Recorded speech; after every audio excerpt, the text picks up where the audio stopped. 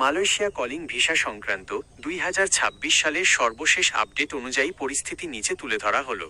তবে মনে রাখবেন, মালয়েশিয়া সরকার এবং বাংলাদেশ সরকারের মধ্যকার চুক্তির ওপর ভিত্তি করে এই তথ্যগুলো প্রতিনিয়ত আপডেট হয়। 1. মালয়েশিয়া কলিং ভিসার বর্তমান অবস্থা, মে 2026। সাম্প্রতিক আপডেট অনুযায়ী মালয়েশিয়া সরকার বাংলাদেশ থেকে পুনরায় কর্মী নিয়োগের প্রক্রিয়া শুরু করার বিষয়ে ইতিবাচক সিদ্ধান্ত নিয়েছে। মালয়েশিয়া প্রায় 30,000 থেকে 40,000 নতুন কর্মী নেওয়ার পরিকল্পনা করছে। তবে এটি পূর্বের মতো ঢালাওভাবে কলিং ভিসা নয়, বরং একটি নিয়ন্ত্রিত এবং স্বচ্ছ প্রক্রিয়ার মাধ্যমে সম্পন্ন করার চেষ্টা চলছে। 2. মেডিকেল কবে শুরু? মেডিকেল প্রক্রিয়া সাধারণত তখনই শুরু হয় যখন আপনার নামে নির্দিষ্ট কোনো কোম্পানির ডিমান্ড লেটার ইস্যু হয় এবং আপনার পাসপোর্ট সিস্টেমে আপলোড করা হয়। বর্তমান অবস্থা, অনেক ক্ষেত্রে ব্যক্তিগত পর্যায়ে বা নির্দিষ্ট কোম্পানির অধীনে ডিমান্ড লেটার আসা শুরু হয়েছে। আপনার যদি ডিমান্ড লেটার এসে থাকে, তবেই আপনি সরকার নির্ধারিত মেডিকেল সেন্টার থেকে মেডিকেল করতে পারবেন। সতর্কতা: কোনো অফিসিয়াল ঘোষণা বা ডিমান্ড লেটার ছাড়া অগ্রিম মেডিকেল করবেন না। দালালের খপ্পরে পড়ে অহেতুক মেডিকেল ফি দেবেন না। 3. কোন এজেন্সি ও কত খরচ?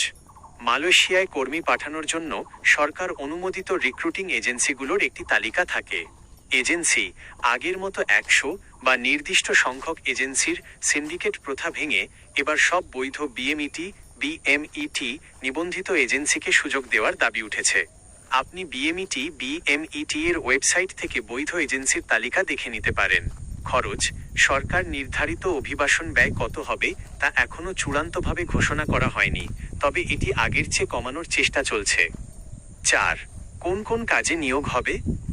মালয়েশিয়া মূলত নিচের খাতগুলোতে কর্মী নিয়োগ দিচ্ছে: ম্যানুফ্যাকচারিং কারখানা, গার্মেন্টস, ইলেকট্রনিক্স ও আসবাবপত্র কারখানা, কনস্ট্রাকশন নির্মাণ কাজ, রাজমিস্ত্রি, লেবার ও electrician, service sector, restaurant, hotel cleaner ও সিকিউরিটি গার্ড, প্ল্যান্টেশন ও এগ্রিকালচার, পাম বাগান এবং কৃষি খামার।